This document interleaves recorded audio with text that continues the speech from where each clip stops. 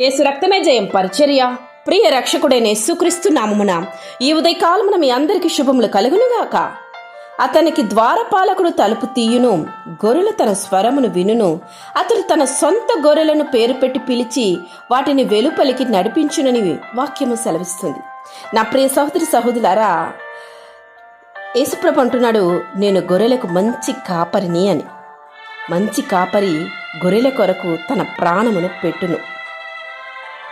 జీతగాడు గొర్రెల కాపరి కాడు కనుక గొర్రెలు తనవి కానందున తోడేలు వచ్చుట చూచి గొర్రెలను విడిచిపెట్టి పారిపోవును. తోడేళ్ళు ఆ గొర్రెలను పట్టి చెదరగొట్టునని వాక్యం సెలవిస్తుంది. నిన్ను నన్ను తన స్వరూపముదు చేసుకున్న ఆ తండ్రియే నీ కొరకు ప్రాణం అర్పించడానికి ఆయన దిగి వచ్చిన మహాత్ముడు. ఆయన నీ కొరకు తన ప్రాణాన్ని పెట్టిన దేవుడు ఆయన. మనము ఆయన మేపు గొర్రెలము. ఎప్పుడు కానీ ఆయన స్వరాన్ని మనం వినగలిగే ఆ గొప్ప ధన్యతను పొందుకొని జీవించాలి. మరియు ఆయన తన సొంత గొర్రెలన్నింటిని వెలుపలికి నడిపించినప్పుడెల్లా వాటికి ముందుగా నడుచును. గొర్రెలు అతని స్వరమెరుగును కనుక అవి అతనిని వెంబడించునని వాక్యం సెలవిస్తుంది కదా. మనం దేవుని స్వరాన్ని విని మనం వెంబడిస్తేనే ఈ లోక అపవాది చేతి నుంచి మనం తప్పింపబడతాము. తోడేళ్లాంటి మనుషుల నుంచి మనము తప్పింపబడి దేవుని చెంత సురక్షితంగా మనం జీవించేదము. ఆయన రాకడలో మేకలను గొర్రెలను వేరు చేస్తాడు. తన మహిమతో మనుష్య కుమారుడు ఆయనతో కూడా సమస్త దూతలను వచ్చినప్పుడు ఆయన తన మహిమగల సింహాసనం మీద ఆసుండై ఉండును. అప్పుడు సమస్త జనులు ఆయన ఎదుట పోగు చేయబడుదురు. గొల్లవాడు మేకలలో నుండి గొర్రెలను వేరుపరచున్నట్లు ఆయన వారిని వేరుపరిచి తన కుడి పాసున్న గొర్రెలను ఎడమ వైపున మేకలను నిలవబెట్టును.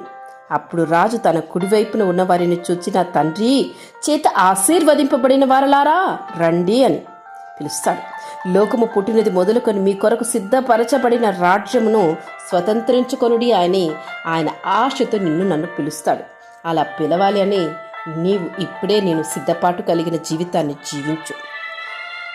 అలా కాకుండా ఎడమ వైపు ఉండి వారిని చూచి శపింపబడిన వారలారా నన్ను విడిచి అపవాదికి వాని దూతలకు సిద్ధపరచబడిన నిత్యాగ్నికి పోవుడి అని ఆ మాటకు పాత్రుడుగా నీవు ఉండకు.